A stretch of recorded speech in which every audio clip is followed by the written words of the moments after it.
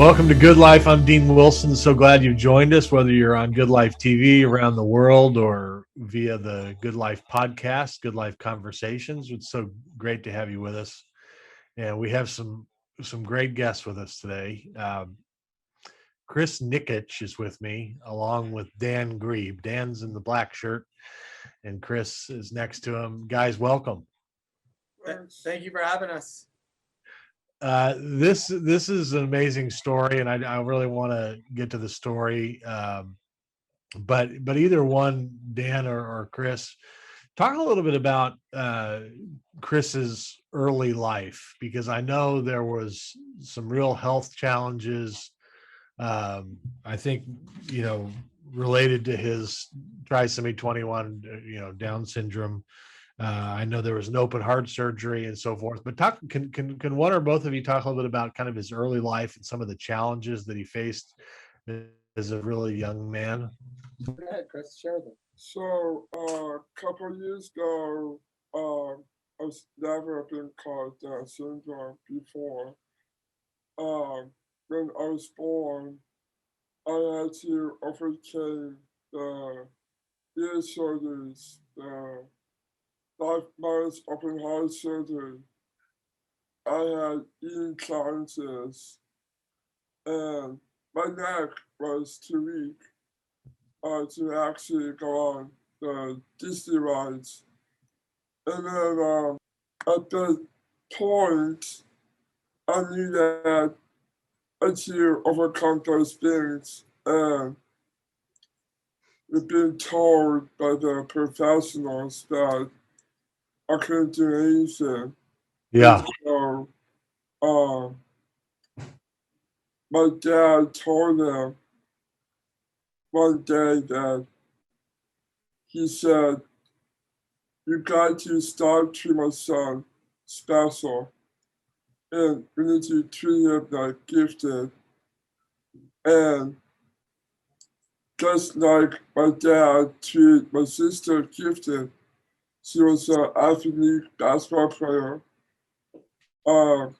She went to a school where she played basketball. She graduated. She went to Dartmouth to play basketball overseas. And then she suffered a concussion. And then she also suffered the jet ski accident. And at that point on, I knew that my dad decided to, instead of to be special, to actually to be gifted, which means that we need to stop listening to the experts and the lid off, so I could have a chance to make some friends, have some fun, and during the fun part, back in 2019, I did a sprint triathlon for Special Olympics. Let's just stop there. I was too fast. You know, listen. Let him stop. Okay. All right. He asked about your childhood, so you shared that. I'll give him a chance. Yeah, no, that is amazing. And so one of the things I've figured out, Dan, in this process is that Chris has a pretty incredible family that thinks a lot differently. But Dan, tell, how did you meet Chris? Where did this journey start? And until after you answer that, we'll get into the Ironman and what actually happened. But how did you meet Chris? I was on my own journey. I woke up one day 5 years ago, 320 pounds, and decided I needed to lose some weight. And I set a goal to lose 100 pounds. And I thought to myself, after I'd lost the weight, how could I, commit to keeping it off? And so someone had said, commit to doing an Ironman.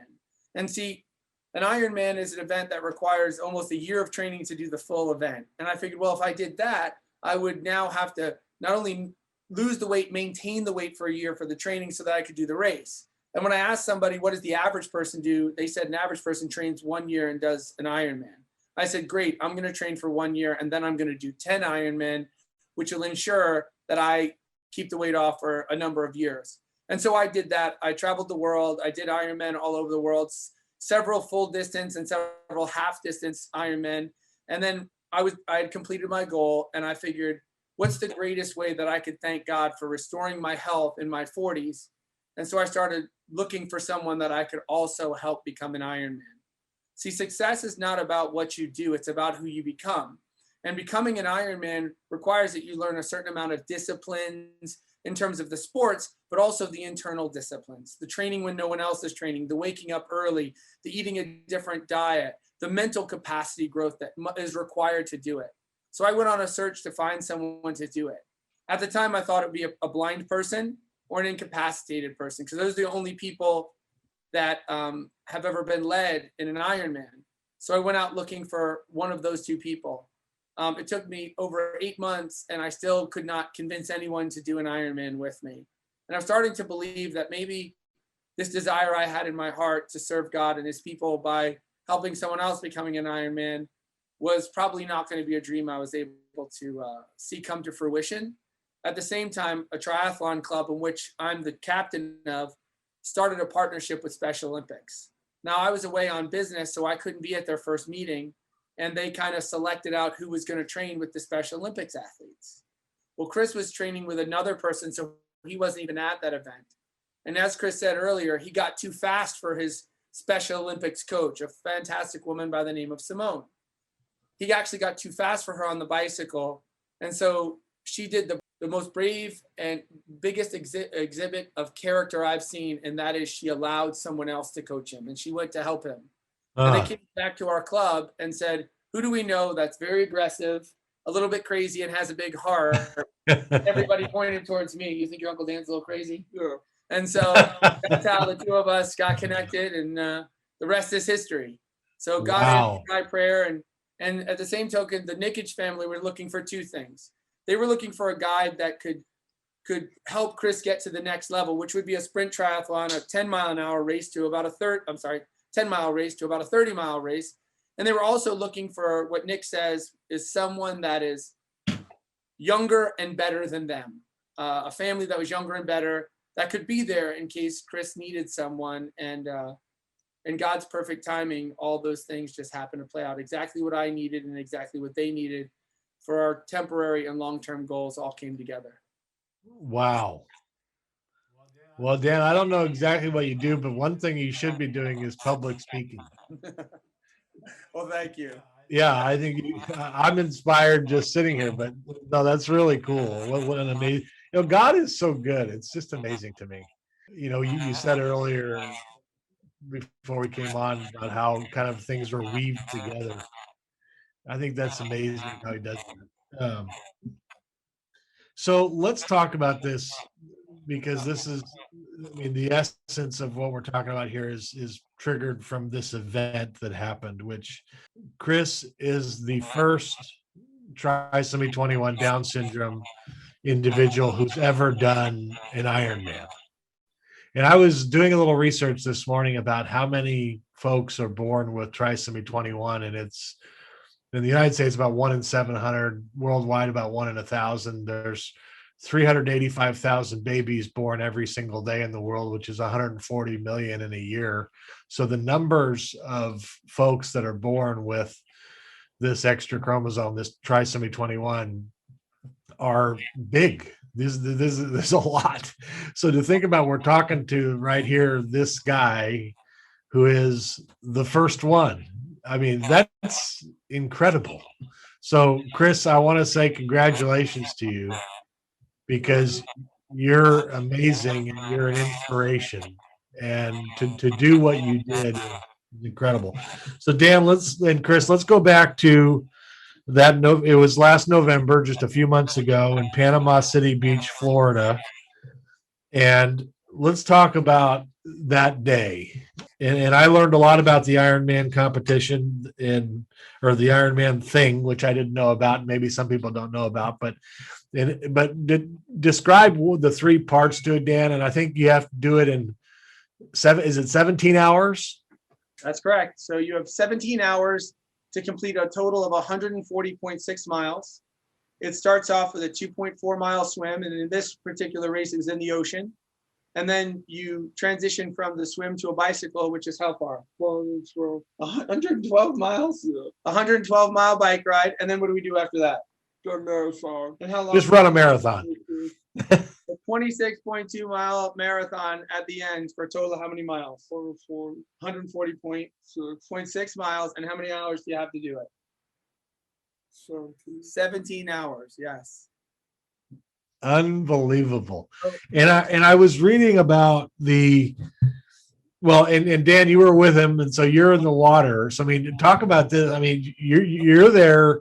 I mean, you're thinking, making sure that everything's safe. Is that the primary goal for you?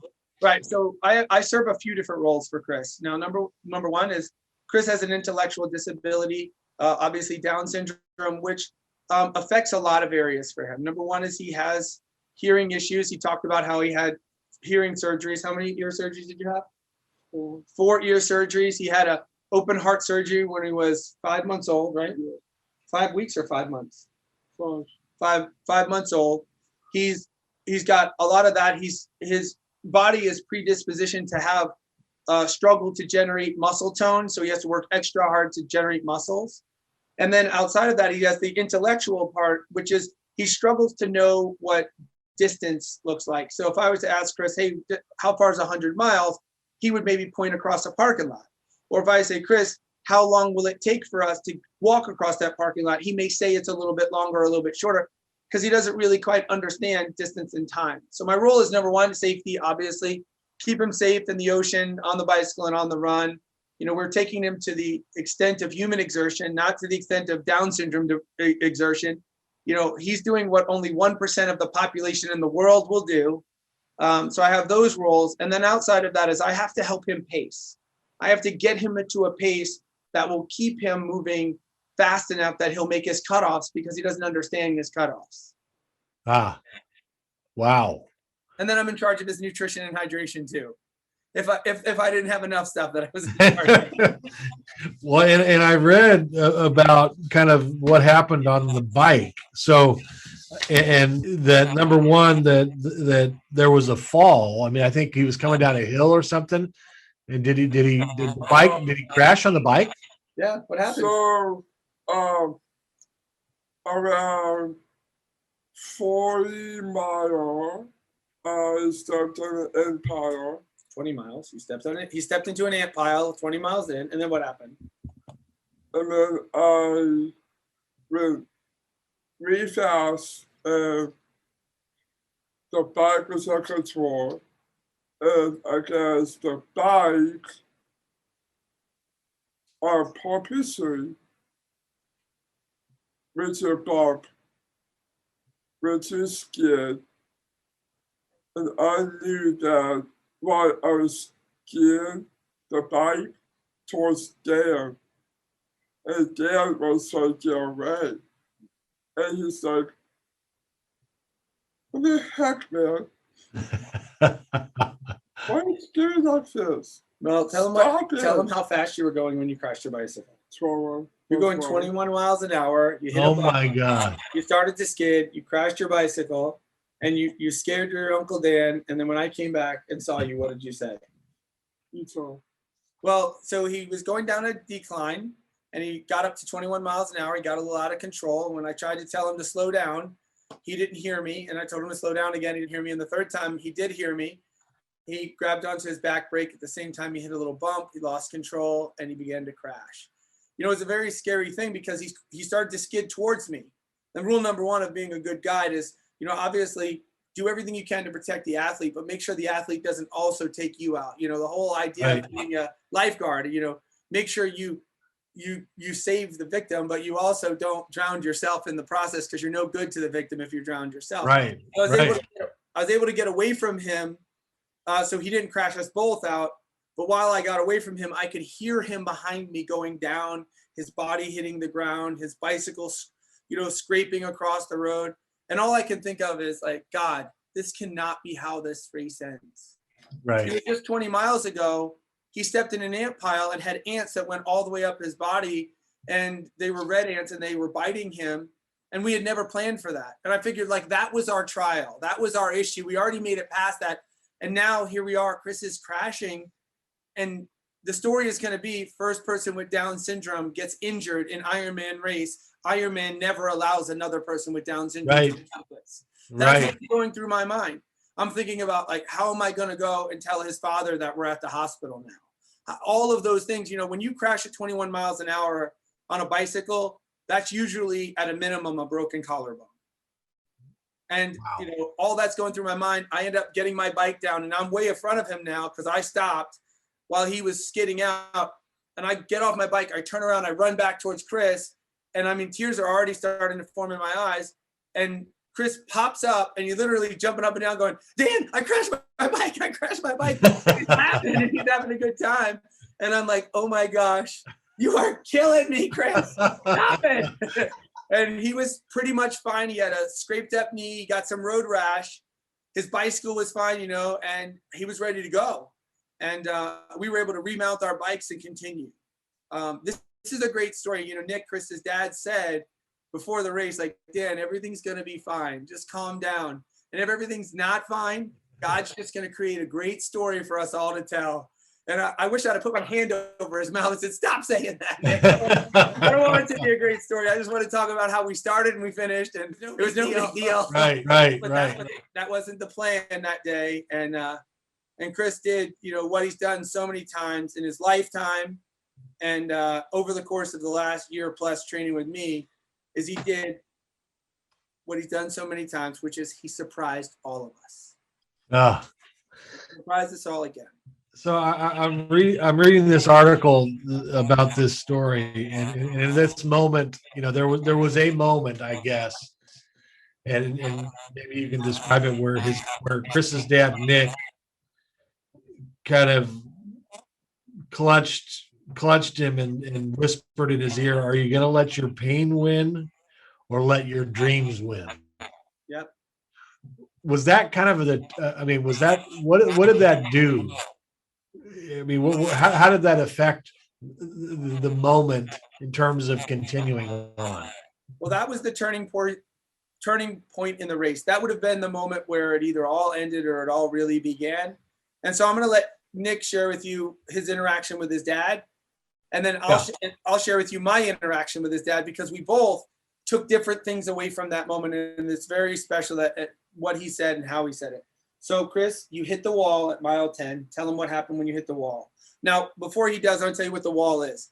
The wall, every athlete hits the wall. They hit this place where their body is just finished. And now it's not about the body. It's about the brain. It's the brain telling the body to continue on, even though you can tell a great story, even though you can say, I have a cramp, you have a great excuse, you have a reason to quit, and you have to will yourself. Now, most people hit the wall at mile 20. Typically, I hit the wall around mile 20, 22, and it's now just negotiating with my body and just getting to the finish at that point. Chris hit that at mile 10. So what happened when you hit the wall? Talk to him about that.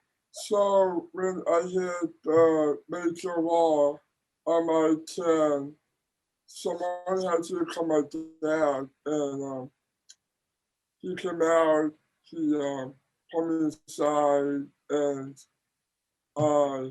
he hugs me, and we had this human connection. And okay, in my human connection, I knew that I was in extreme pain. The blisters, the road rash, the back rash, the skin, and the legs were cramped up too, right? The legs were cramping. And my dad said, there's a battle going on between the pain and the dream. And the dream was not to become an Ironman. The goal had to be completed under 17 hours so I could be an Ironman. So you can accomplish your dream. Tell me what your dream is. And here are 3 things for my dream is to have my own house, to have a car, and she married Smoking Hot Blonde. And if you know anyone who has Smoking Hot Blonde, call me back. You stop it. He's not gonna help me find a smoking hot blonde one. So what he wants Wait, smoking hot blonde. did he say smoking hot blonde? He does. He said he's looking for a smoking hot blonde. Smoking hot blonde. Oh my gosh. Tell him. Don't tell me who else has a This smoking is one of the greatest moments in TV history. So his mother is Okay, if you're out there and you are a smoking hot blonde, please contact us. So Chris, because I want your audience to understand what he means. Because there's some women that might be like, I would have raised my hand except I'm not blonde. What do you say smoking hot blonde? What do you mean? Hot Blonde. No, you mean what? Unconditional? Unconditional. Unconditional what? Love. You want unconditional love? Yeah. Like you see that your dad has from your mom? Yeah. And when you say a smoking hot blonde, what is that really? That's real blonde. That's a concept. Who adores me. Tell him it's a concept. That part, right? Yeah. What is it? It's a concept. It's a concept. So remember, he has Down syndrome, so he doesn't talk like you and I do. So smoking hot blonde is what his dad calls his mom, which represents unconditional love. Now, my wife is a brunette. And do you love Aunt Mindy? Yes. Okay, she qualifies. Who's your favorite person on my real estate team? Gianna, brunette. Who's your second favorite person on my team? Alexis, brunette. So don't disqualify yourself. Got it. If you love him unconditionally and you want to marry him, send your applications to Chris at Nikic. That's what we're saying, right? Got it. Brilliant. Okay, down. Chris. So those are the three. So the dream, when we talk about the dream, we're talking about living independently in a house, a car, and unconditional love from his wife. That's what the dream is. And this moment in the race, when he hit the wall, symbolized, are we going to let the pain win? Are we done? Or are we going to go for the dream? Is that what happened? Yeah. And what did you tell your dad when he asked you that question? Who's going to win? The dream. The dream. The dream. Now, Dean, here's something that your audience has to hear. Yeah. Chris, when he was pressed and he was asked who was going to win, his pain or his dream, he chose the dream. And here's the reason why he chose the dream. Because he has an intimate relationship with his dream. He knows the parts of his dream. He knows what he must do to accomplishment. Chris is willing to do an Ironman, a goal, so he can have his dream. See, Chris doesn't care about Ironman. It's either here nor there. Golf, Ironman. He just wants to be around other people. That's inclusion. He loves human connection. You see all the hugs I'm getting? He loves that. But he's willing to go through 17 hours of pain, what 99.9% of the population of the world is not willing to do to get his dream. Right. Well, what's your Beautiful. dream? What's my dream? Do we have such a desire that we're willing to do what literally no one else has ever done before so we can accomplish it? Brilliant. So if I could, I'm going to dovetail that into the conversation I had with Nick at the exact same time. Is that Yes, okay? please. So when Nick came up, see, Chris was hitting the wall, and I know Chris well. I'm the closest male to him than his father. You know, those two are the closest, and then I've got a close second. I can help Chris with 95% of his problems, but that's still 5% that really Nick is the only person that can talk him through, and his mom, Patty, of course. But Nick was there that day. So I called him out. Well, when we called Nick out, one of the first things he said is take the tether off between Chris and I. And I didn't agree initially that was a very good idea, because I knew that Chris struggles with distance and time, and that he's automatically going to walk and not keep the pace for him to finish the race. But because Nick is his father and I needed to respect him, I just stepped away and said, I'll be here when you're ready. Well, Nick had his conversation with Chris, and then he circled back to talk to me and Chris. And there was another couple of guides, my backup guides, that were there in case anything happened to me. And then, of course, a pack of other people that are following us. And Chris then stops and Nick then stops, and Nick's almost 7 feet tall, a very tall man. He stands in front of all of us and he says out loud these words. He says, God sent angels to be with my son, and I'm going to let those angels take him home from here. Nick gave himself permission to no longer worry about his son, and gave me permission to take care of him. In that moment, that validated every difficult time I've ever had in my life. Every struggle, every time I've been cut short, every time I've been let down, every time I've been told I wouldn't amount to anything. That was the moment that God was preparing me for. Oh, And it was that handoff of Nick saying, I've taken my son as far as I can go, and I'm going to entrust him in his most vulnerable state to you, Dan, and I'm going to refer to you as God's provision for such. That validated every piece of brokenness that I've had growing up in my life. unbelievable. And that was the turning moment for both of us. From there, Chris and I started clicking. Chris was struggling because, again, we were doing normal athlete stuff. We were running what are called 6 and 1, run for 6 minutes, walk for 1 minute. Well, Chris was getting more and more, as he was getting in more and more pain, he was getting more and more impatient. And I would say, Chris, we're running for 6 minutes. We do this all the time. Well, Chris had never done this distance before, under this amount of stress, with this many people watching, with waking up this early in a strange town, that he was getting emotionally, physically exhausted. And he would say, Dan, how much longer? And I would say, I just told you, 30 seconds ago, 5 more minutes. And then he would ask me again, and he would ask me again, and he'd want to stop, and he'd want to stop. And that's because he didn't know how much longer the pain would last. And I had forgotten that. But when Nick kind of reinvigorated me, it gave me new energy to think too. And I started thinking, like, how do I get Chris past this moment? Because I no longer have that option of Nick. And so we started going, and I started remembering Chris has a disability that's also a superpower. Chris will do the same thing over and over and over again. When I train for 100 miles, I ride out 50 miles, I ride back 50 miles. And I go varying places so I have different scenery to see. He doesn't. He rides the same 1 mile loop 100 times because he likes the consistency. It drives me crazy when he does it. He loves it because he has familiarity. Right. I'm like, that's what we need to do. There's these cones on the side of the road. They're going to be there the whole race course. Chris, we're going to run for 10 cones. We're going to walk for 2 cones. Count the cones with me. And as soon as we started doing that, he stopped complaining about it. He stopped asking to walk, and he just started running with me. And the rest of the race actually got easier because I found out where he needed to be. So the moral of this little story is sometimes someone else breathing life into you, does it change your physiology? It opens up more of what's possible in the brain and in the knowledge you already have. Yes. So we get to 16 hours, 46 minutes, and 9 seconds. He finishes the race. What was that like, Chris, when you finished? I knew that, like Dan said, I was keeping up pace, the speed. We had to count cones, and then we had to count 10 cones. 10 cones, yeah. And then walk, and then run again, and then walk.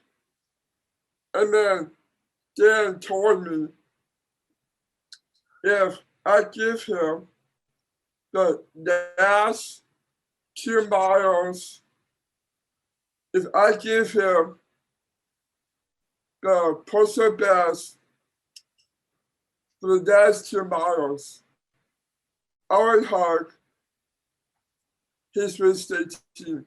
And all of her friends, right? Yeah. And then what did you do? And I did that. So the last 2 miles, he gave me his personal best. He ran really, really hard.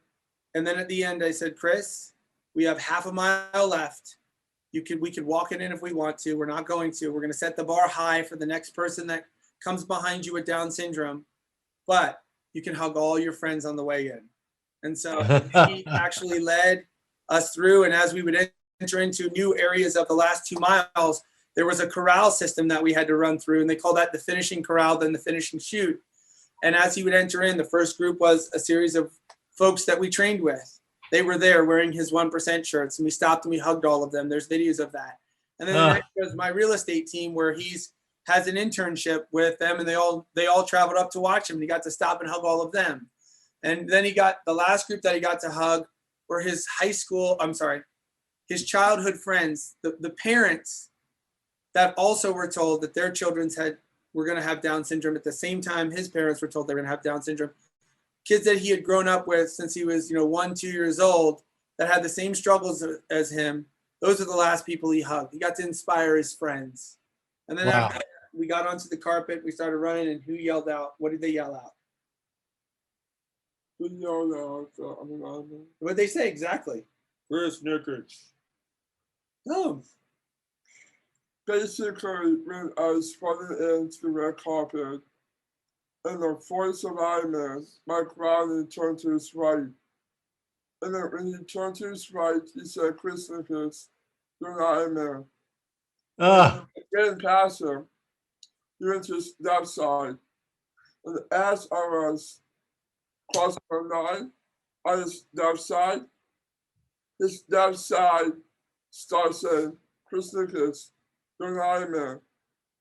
That's right. And they said, Chris Nikic, Wow. And you know what happened at that moment is Chris never felt the pressure of this race because he just, he lives in the moment, right? That's his disability. His disability is that he's not focusing on the future. He doesn't have the ability to do all that. He doesn't really have the ability to focus a lot on the past. He lives in the moment. That's also his superpower. Yeah. He was just there having fun, but I wasn't living in the moment. I was living in all of the prayers of the parents of children that have Down syndrome all over the world. They took a deep breath the moment him and I stepped into the water, and they said, please God, let Chris finish so that he can be an example of what my child will one day be able to do. These kids like him, families like him, live their whole lives hearing that their children will not amount to much. Right. And for Chris to do this, not only does it validate Chris and the Nikic family, it validates all of these folks with Down syndrome. From the moment you're told that you have a child with Down syndrome, you're told you have a child that's going to have Down syndrome. And let me tell you what your options are. Your legal options to go terminate the pregnancy, do all this, do all that. Chris is going to be, for the rest of humanity, those parents are going to say, well, what about that kid that has Down syndrome? Should we really terminate? Maybe he could just turn out to be like Chris. Right. And a year ago, I didn't know a person with Down syndrome. I didn't know a single person with Down syndrome. I never had met anyone with Down syndrome. I knew nothing about Down syndrome and intellectual disabilities. And I was somewhat broken from, my childhood trauma that I received. And exactly what I needed was a young man that would love me unconditionally, would hug me all the time. He would bring joy into my life. And I just wish I had met him earlier, because everywhere this young man goes, everywhere his friends go, joy appears. And to think that we have experts and doctors and parents that are terminating that because of fear of what's possible. He's ending it. I don't even know how to wrap this up, but we're out of time. This is truly incredible. If you're watching this, I think that there's about 18 different messages in what Dan is talking about and what Chris has done. This is true possibility thinking, talking about the dream. So, guys, congratulations. This is inspiring. Chris, you are an Iron Man. It's a pleasure to meet you. And Dan, congratulations. God is good. Amen to that. And if you want to follow Chris's story, you can follow him on his Instagram at Chris Nikic. And there's going to be folks that want to go on this journey with Chris. Chris is currently training for Ironman Hawaii, which will be the world championship. You have to get invited to go. He's been invited, so him and I will be racing in October. And there are folks that want to do something to be part of it. And if you'd like to do something to be part of it, you can accept his 1% challenge by going to his website, chrisnikic.com. And if you'd like to donate money to help him get to Hawaii, there's a GoFundMe out there for Chris Nikic. It's started by me. Feel free to donate to that and come be part of changing the world. You never know how God will use you. And in my case, he used me in a world that I knew nothing about. Beautiful. Ironman Hawaii. Chris Nikic, Nikic. chrisnikic.com is the website. Guys, thank you. God bless you. Congratulations. Thanks. Have a great day. Thank you. We'll see you next time. You got it.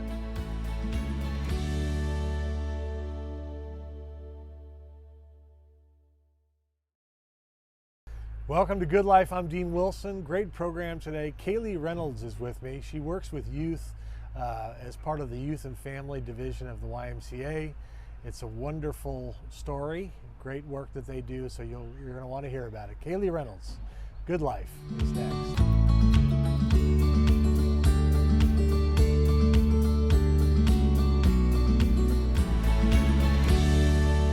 Welcome to Good Life. I'm Dean Wilson. So glad you joined us. And wherever you are, we encourage you to check out goodlifetelevision.org, goodlifetelevision.org, where you can see all the full interviews as well as what we call power clips, which are some of the great moments from those interviews. So goodlifetelevision.org is where you can find us. I'm really excited about my guest today. Kaylee Reynolds is with me. Welcome, Kaylee. Thank you. It's good to be here. So Kaylee, I have to look at this for your title because it's a little bit long, but you, for Youth and Family Services, you're the Transitional Age Youth Programs Director. Correct. And so you work, I want to talk about that in a second. We'll get into kind of the work you do, but tell us a little bit about growing up and kind of where you came from and a little bit about your background. Yeah, so I am from a suburb outside of Chicago, Illinois called Elgin, and grew up, born and raised there until 18 with my parents and siblings. I loved it there, but I grew up coming to California. My grandparents lived on the West Coast, so when it came to becoming independent and deciding where I wanted to be, the beach is what called my name. So it's a matter of where and what beach to be on, and Santa Barbara is where I've called home ever since. Okay. And you mentioned here you've kind of hit the trifecta in terms of schools in Santa Barbara, City College, UCSB, and Antioch. Yeah. Talk about your road kind of in the local schools here. Absolutely. So I went through the tour of Santa Barbara schools. I started at City College and did the 2 years to get my general educations as well as gain residency here in California, and then transferred into UCSB with the TAG program, and immediately went into the psychology program and majored in psych. Graduating, I took about 2 years off and then fell into where I wanted to go to grad school, which landed at Antioch. And completed that program in 3 years and have been happy. There you are. Yeah. Yeah, we were talking earlier about you're a rare person in that at 18 years old, you really knew where you wanted to go.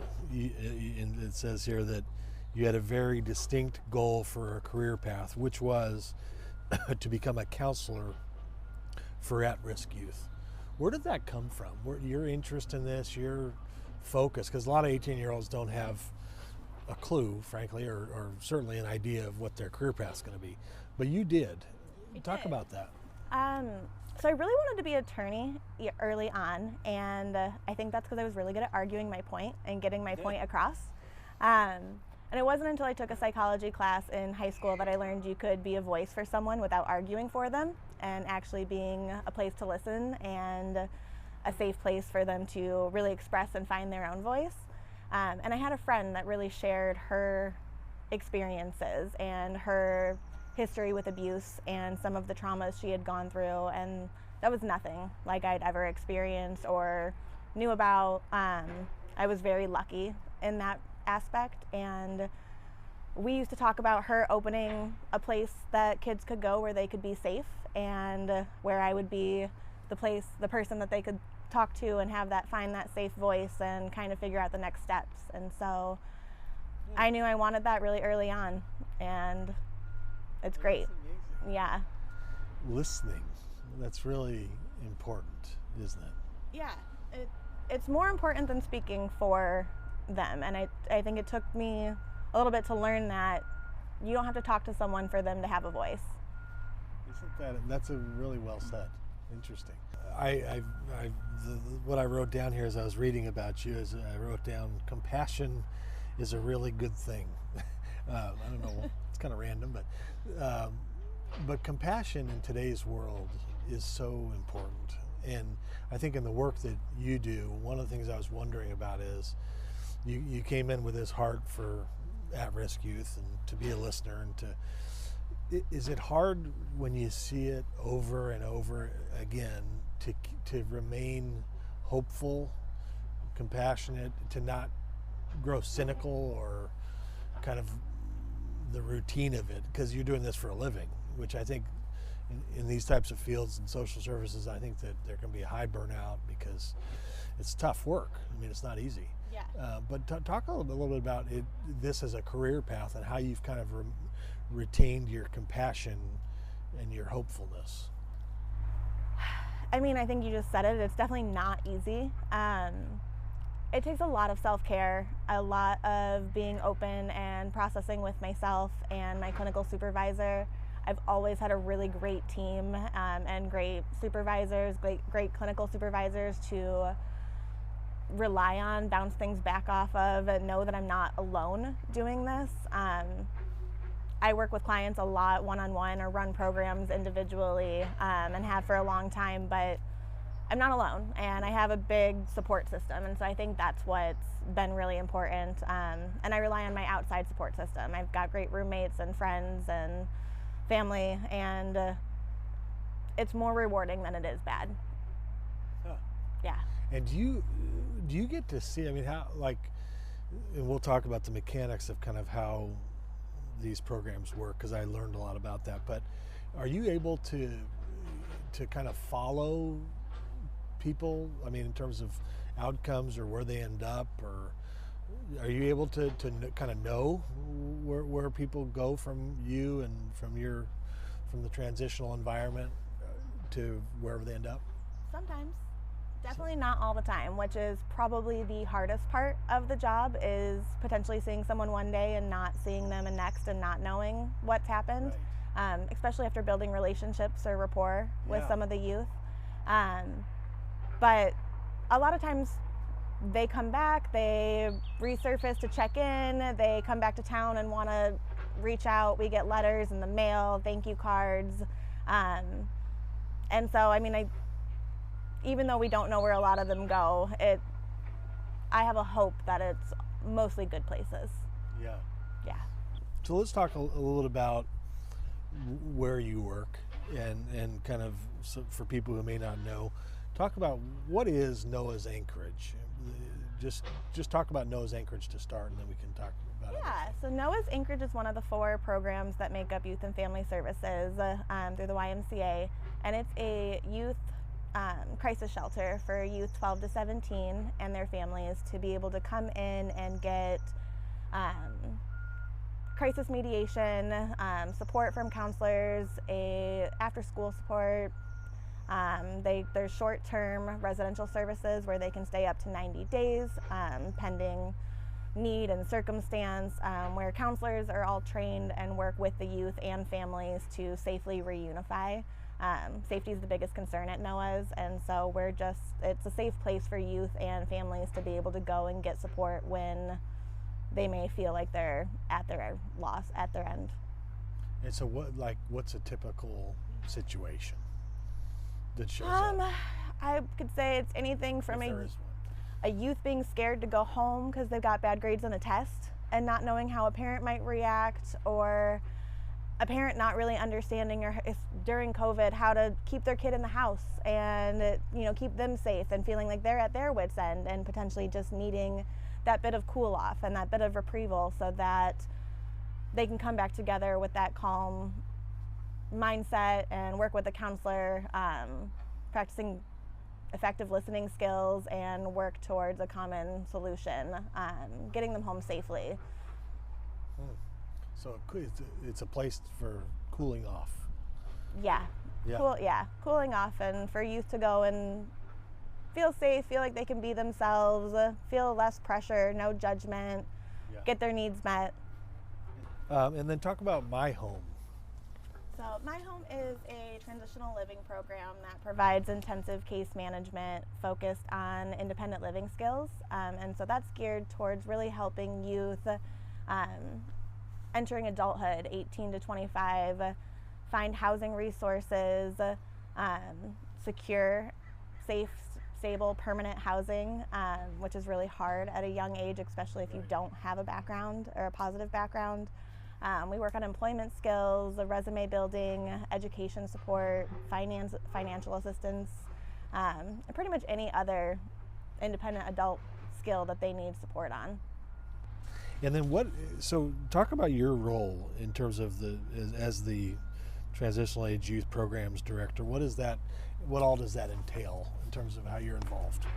So I oversee the My Home program as well as participate as a case manager for that program working with the youth. And then I also oversee our conjunctional street outreach program, which works both with Noah's Anchorage as well as the My Home program. And that program is really, we have staff that are going out on the streets and providing street-based services to youth, locating them, providing basic needs, water bottles, granola bars, hygiene supplies, and letting them get connected to services that way. And then we have a drop-in center part of that program where youth can come in and get that same support services 7 days a week. I wondered this as I was reading about you, what are the numbers in terms of, are there more young people on the streets than we might imagine or 100%. think? So youth don't present the same way that adults do as homeless. They have the ability to seem a little bit more hidden. They can couch surf with friends sneak them in through their windows, and then out in the morning before parents are seeing them, they're able to potentially crash in a car and seem a little bit more unnoticed than an adult. And so they're definitely out, and there's definitely more of them than we anticipate because there's not encampments of youth towns the way we see adult homeless populations. And so the numbers are actually high. I know this year we had an increase of 28% of more homeless youth receiving services in Santa Barbara during the point in time count. Really? Those numbers I don't believe are out and publicized yet, but it was a very dramatic increase of youth receiving services throughout the county.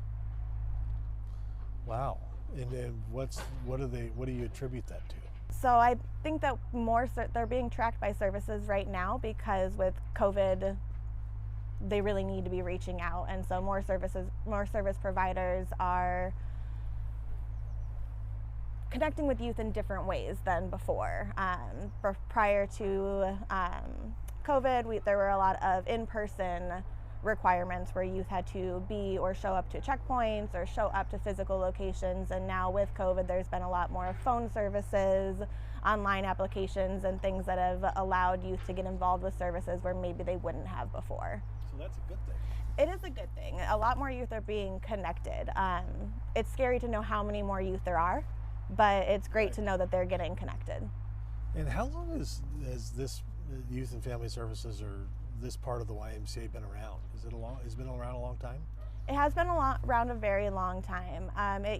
Noah's Anchorage used to actually be called Klein Bottle, and was taken over by Youth and Family Services. So they took that over in 2001, and so it's been Noah's ever since.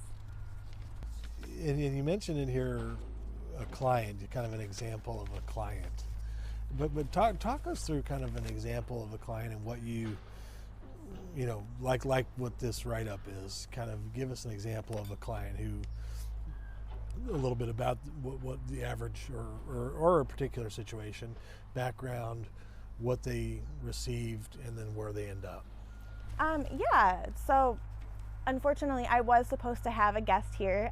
His name was Milo, and he was a former participant and is now a current staff and has welcomed me to share his story. Since he's not here to do that. And so he started with Noah's as a 17-year-old boy, receiving crisis services and residential services, and really getting connected to a support system in that realm.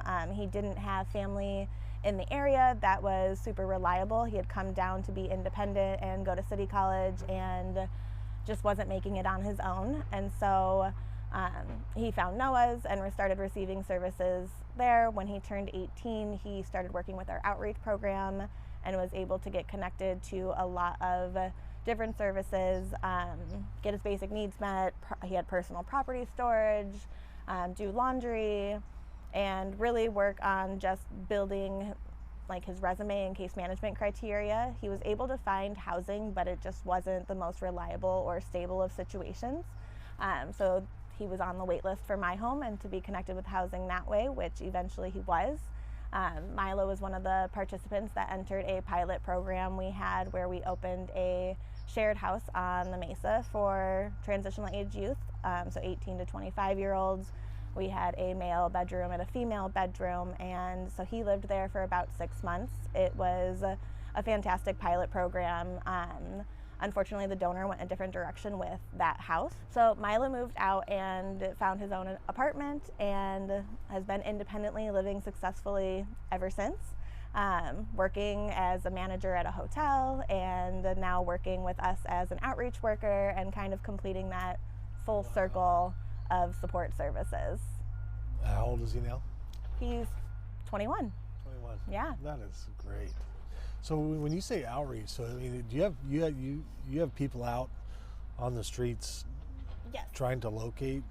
Yeah, so we have staff that walk specified routes through downtown Santa Barbara as well as Isla Vista, where we are walking and building rapport with youth on the street, mostly just sharing the word about the program and references. And then if there are youth that look or identify as homeless or state that they need those services, we have supplies in our backpack, lots of referrals. We carry an iPad to do necessary assessments and things right there with them. And then we always invite them back to the drop-in center for any other support that they might need while we get them connected to whatever resources they're looking for. Wow. So you're going to them. Because one of my questions was going to be, how do they find you? But one of the ways is you find them. Yeah, we try to do a little bit of both. So we definitely are out looking for them, and then we're doing a ton of outside community outreach, working with other community programs, the schools, and yeah, spreading the word that way to be able to get those referrals. That's amazing. And I saw that you did have a donor. There was a major renovation that was done. So your work is something that donors can support? Yes, absolutely. How do they do that? So if you go to the Youth and Family Services webpage, there is a donation link there that you are able to donate and provide any services there. We also have access on our Facebook page. Currently we are in the middle, or we just began our staff campaign season. So our Facebook, Instagram will start having different stories and postings and ways to give to our staff campaign, but we accept donations year long. So it's not just during this time. So it's Youth and Family Services. Youth and Family Services through the Channel Islands YMCA. Channel Islands YMCA. So what would the handle be on Facebook or Instagram or?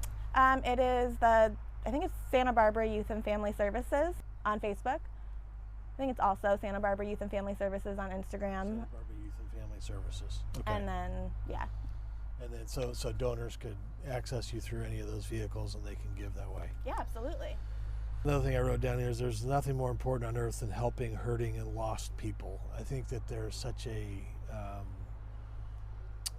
a reward that you can experience when you're helping hurting people. But talk about the most rewarding parts of your job.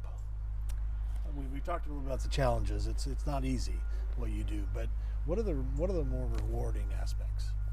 I mean, I would say from a my home perspective, one of the most rewarding aspects is seeing a youth open the door to their apartment for the first time and knowing that they seeing that sense of relief, of feeling safety and that sense of security, that bit of knowing that they can finally relax and know they're home and have that bit of routine.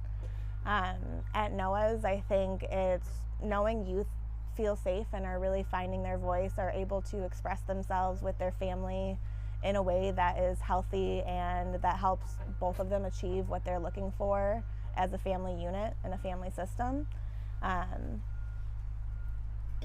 You see more smiles than you do tears, I would say, by the end of the day. And so I think that is the most rewarding portion. Yeah.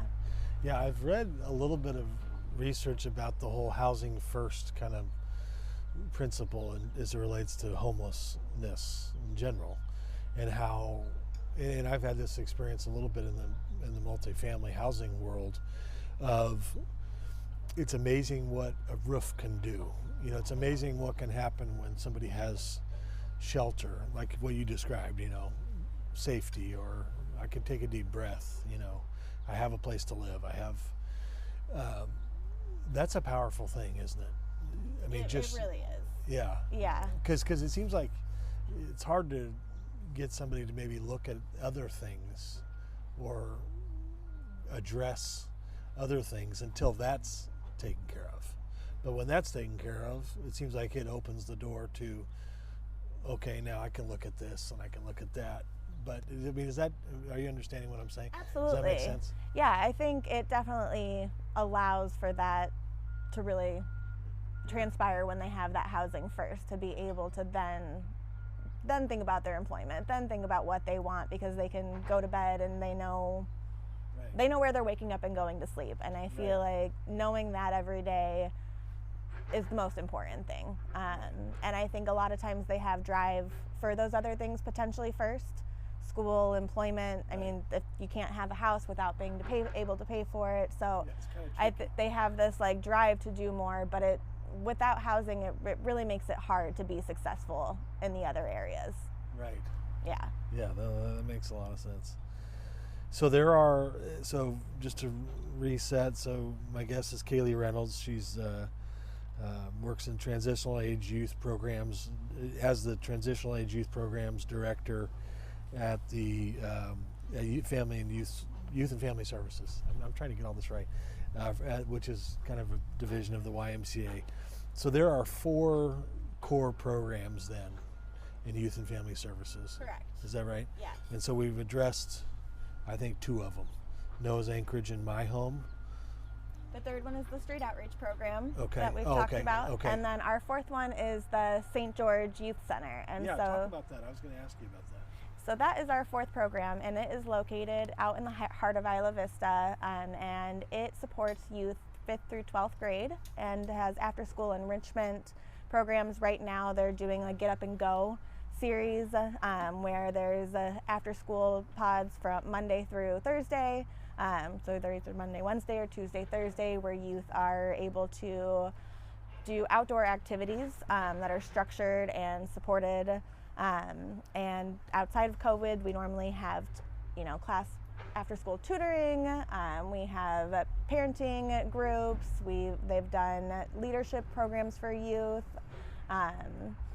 emergency preparedness training for youth, and so it's a really great program out in Ivy, where there's so many young youth in Isla Vista, and it's such a college town, so they are privy to seeing so much more at such a young age, and so it really gives them a safe place and where they can go and be kids and not necessarily be engulfed in that early adult lifestyle. That is great. Yeah. That sounds a lot like what we do. I mean, what the Turner Foundation does in our apartment complexes. I mean, after school support.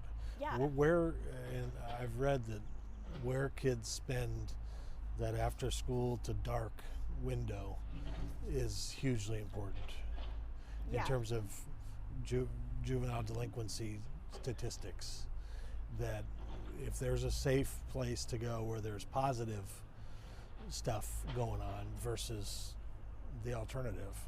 Yeah. So that's a major thing. Yeah. And that's, you said 5th through 12th grade. 5th through 12th grade. Wow.